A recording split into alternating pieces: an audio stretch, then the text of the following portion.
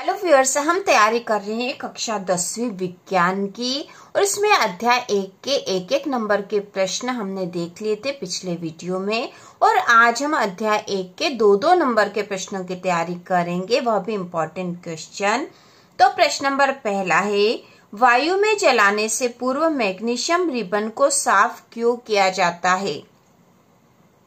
वायु में जलाने से पूर्व मैग्नीशियम रिबन को साफ क्यों किया जाता है? तो इसका उत्तर है, मैग्नीशियम रिबन के ऊपर मैग्नीशियम ऑक्साइड की परत जम जाती है।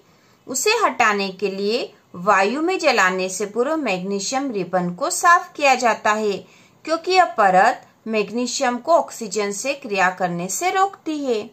तो वायु में जब भी मैग्नीशियम रिबन को जलाते हैं तो उसको साफ करते हैं पहले, क्योंकि मैग्नीशियम पर मैग्नीशियम ऑक्साइड की परत जम जाती है और इस परत को साफ करना आवश्यक होता है, क्योंकि यदि ये परत रहेगी तो यह मैग्नीशियम को ऑक्सीजन से क्रिया करने से रोकेगी, जिससे कि वह जलेगी नहीं। इसलिए वायु में जलाने से पूर्व मैग्नीशियम रिबन को साफ किया जाता है। इसके बाद दूसरा प्रश्न है, श्वसन को ऊष्माक्षेपी अभिक्रिया क्यों कहते हैं? श्वसन को ऊष्माक्षेपी अभिक्रिया क्यों कहते हैं? तो ऊष्माक्षेपी अभिक्रिया और ऊष्माशोषी अभिक्रिया क्या होती, पिछले वीडियो में हमने देखा था। तो इसका उत्तर है, श्वसन एक मंद दहन ऑक्सीकरण की अभिक्रिया है।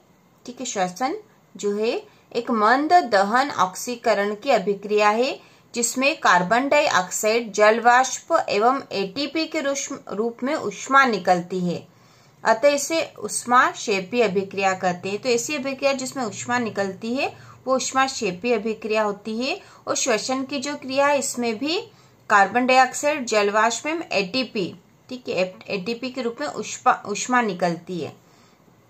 एटीपी जो है ऊर्जा का रूप होती है और इस रूप में ऊष्मा निकलती है, इसलिए ऊष्माक्षेपी अभिक्रिया है। तो श्वसन एक मंद दहन ऑक्सीकरण की अभिक्रिया है, जिसमें कार्बन डाइऑक्साइड जल वाष्प एवं एटीपी के रूप में ऊष्मा निकलती है, अतः इसे ऊष्माक्षेपी अभिक्रिया कहते हैं। इसके बाद अगला प्रश्न है, अवक्षेपण अभिक्रिया से आप क्या समझते हैं? उदाहरण देकर समझाइए। अवक्षेपण अभिक्रिया से आप क्या समझते हैं?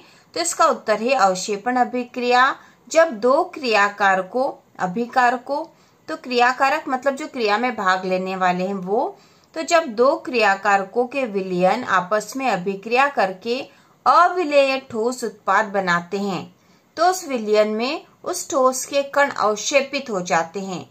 इस क्रिया को अवक्षेपण कहते हैं। जब दो क्रियाकारकों के विलयन आपस में अभिक्रिया करके अविलेय ठोस उत्पाद बनाते हैं।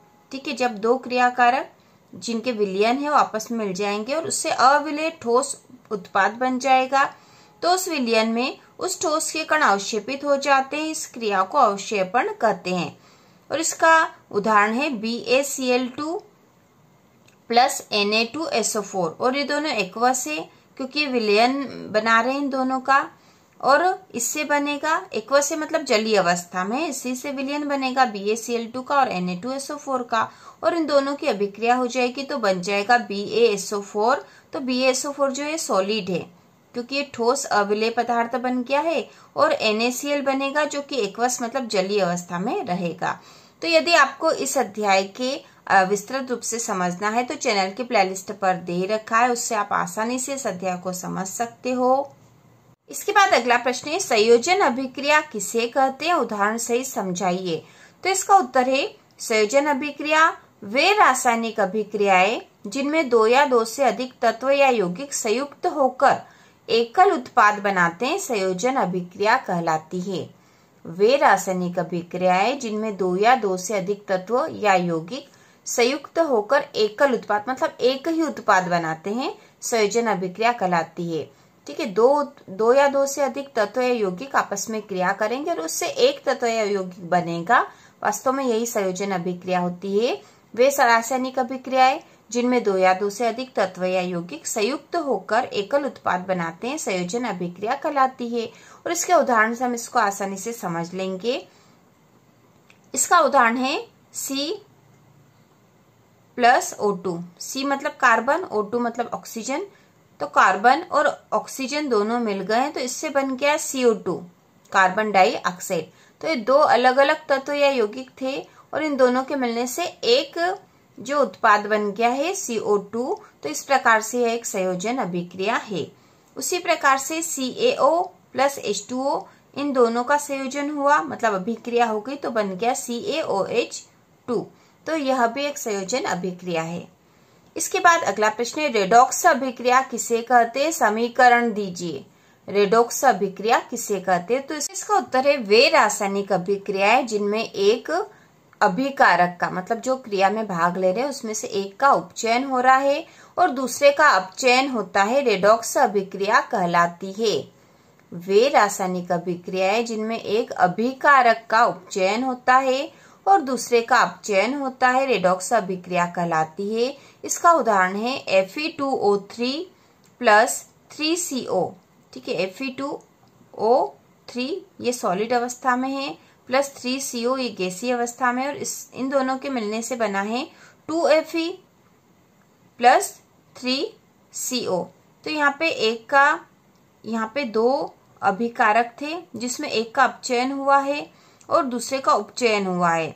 तो यहाँ पे Fe जो था इससे ऑक्सीजन हट गया है और ये ऑक्सीजन इस CO से जाके लग गया है। तो इस प्रकार से एक का अपचयन हुआ है और दूसरे का उपचयन हुआ है। तो इस प्रकार से एक रेडॉक्स अभिक्रिया है।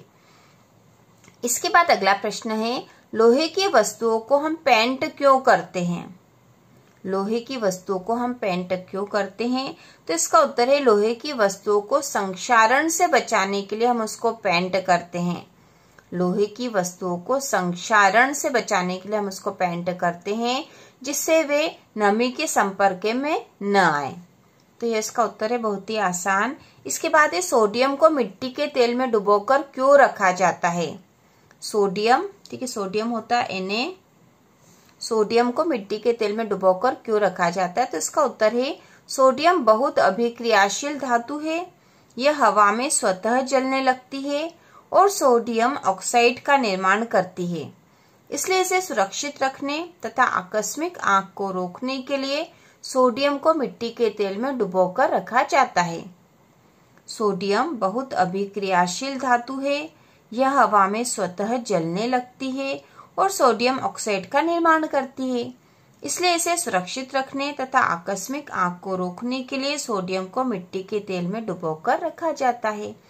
इसके बाद अगला है, दवा की बोतल अधिकांशतः रंगीन होती है क्यों। दवा की बोतल अधिकांशतः रंगीन होती क्यों, तो इसका उत्तर है दवा की बोतल अधिकांशतः रंगीन होती है क्योंकि दवाएं प्रकाश की उपस्थिति में ऑक्सीकृत हो जाती है। दवा की बोतल अधिकांशतः रंगीन होती है क्योंकि दवाएं प्रकाश की उपस्थिति में ऑक्सीकृत हो जाती है और विषैली हो जाती है। अतः इसे रोकने हेतु दवाओं की बोतल रंगीन रखते हैं। दवा की बोतल अधिकांशतः रंगीन होती है क्योंकि दवाएं प्रकाश की उपस्थिति में ऑक्सीकृत हो जाती है और विषैली हो जाती है। अतः इसे रोकने हेतु दवाओं की बोतल रंगीन रखते हैं। इसके बाद है, वियोजन अभिक्रिया किसे कहते हैं, तो इसका उत्तर है जिस अभिक्रिया में एक जटिल पदार्थ टूटकर छोटे छोटे पदार्थ या उत्पाद प्रदान करता है, वियोजन अभिक्रिया कहलाती है। ठीक है, वियोजन अभिक्रिया जिस अभिक्रिया में एक जटिल पदार्थ टूटकर छोटे छोटे उत्पाद प्रदान करता है, वियोजन अभिक्रिया कहलाती है। इसका उदाहरण है CuSO4, और यह इससे जब अभिक्रिया हो गई तो इससे दो अभिकारक बन गए हैं, Cu और SO4। ठीक है, CuSO4 से बन जाएंगे Cu और SO4। कॉपर सल्फेट से कॉपर और सल्फेट अलग अलग होगा और यह हो गई वियोजन अभिक्रिया। इस प्रकार से हमने अध्याय 1 के 2-2 नंबर के प्रश्नों की भी तैयारी कर ली है। इसके बाद इसके 3 नंबर के जो प्रश्न इम्पोर्टेंट वह हम देखेंगे और इसी प्रकार हम विज्ञान के हर विषय की संपूर्ण तैयारी कर लेंगे। आप इन प्रश्नों को नोट भी कर सकते हो या ऐसे भी याद कर सकते हो। इसके अलावा आपको जो भी कठिनाई आप कमेंट करके पूछ सकते हो। तो इसी प्रकार के और वीडियो देखने के लिए कक्षा 10 की संपूर्ण तैयारी के लिए चैनल को सब्सक्राइब कीजिए।